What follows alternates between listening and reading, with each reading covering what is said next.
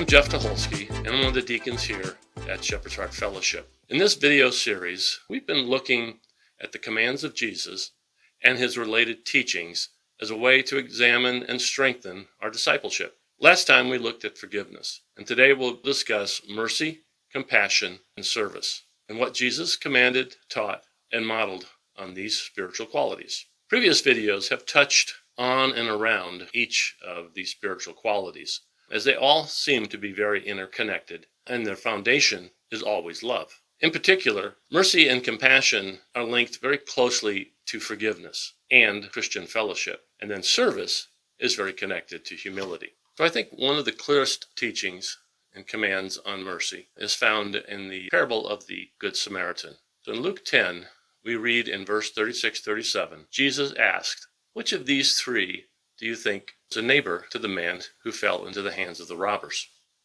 The expert in the law replied, "The one who had mercy on him."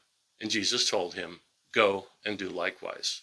So there we find a clear command by Jesus that we should show mercy even to people that we don't know or we don't normally associate with. We find another well-known teaching on mercy in the Sermon on the Mount. This is very familiar to most of us. "Blessed are the merciful, for they will be shown mercy." It's from Matthew 5:7. Like forgiveness, we see the reciprocal nature that if you show mercy, you'll be shown mercy. And I think this implies heavenly mercy more than day-to-day mercy shown by our brothers and sisters. And Jesus also modeled mercy and compassion. In Mark 6:34, he demonstrates compassion. When Jesus went ashore, he saw a large crowd, and he felt compassion for them because they were like sheep without a shepherd, and he began to teach them many things. Jesus also demonstrated compassion in his miracles of healings.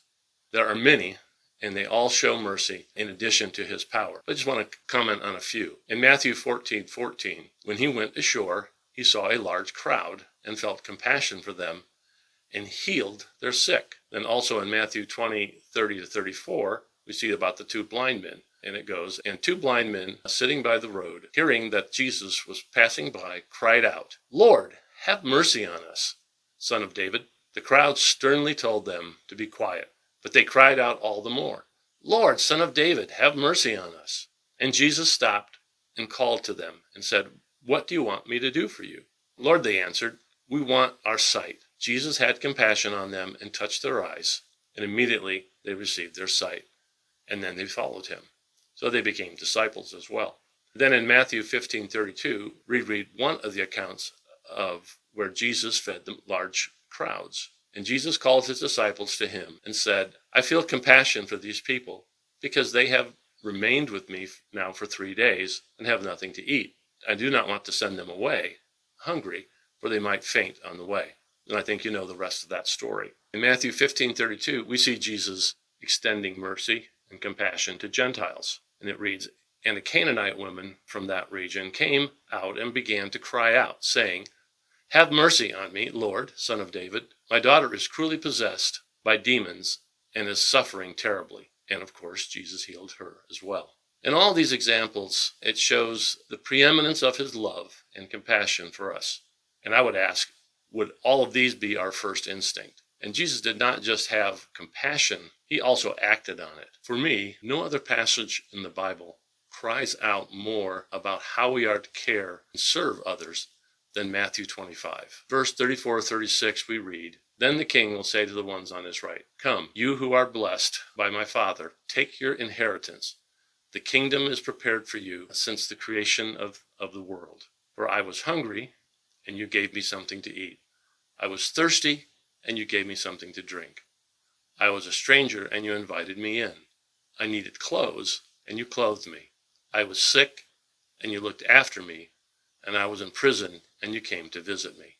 Of course, Jesus was not literally talking about himself here being cared for, and so he clarifies that in verse 40. "The king will reply, 'Truly I tell you, whatever you did for the least of these brothers and sisters, you did for me.'" And I think all these things that he says ties in very closely to the book that we have been studying or finished studying now, our class on hospitality. And I think it makes it clear we are to both have mercy and compassion and to act on it. So to summarize, mercy is commanded, and like forgiveness, if we show mercy, we will be shown mercy.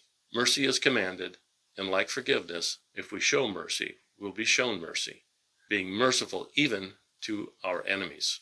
We are to show compassion and help even to those we would not normally associate with, like in the parable of the Good Samaritan. And like Jesus, our compassion should lead to action, not just feel sorry for other people's plights, but to step in and step up to help. And remember his model and his words in Matthew 20:28.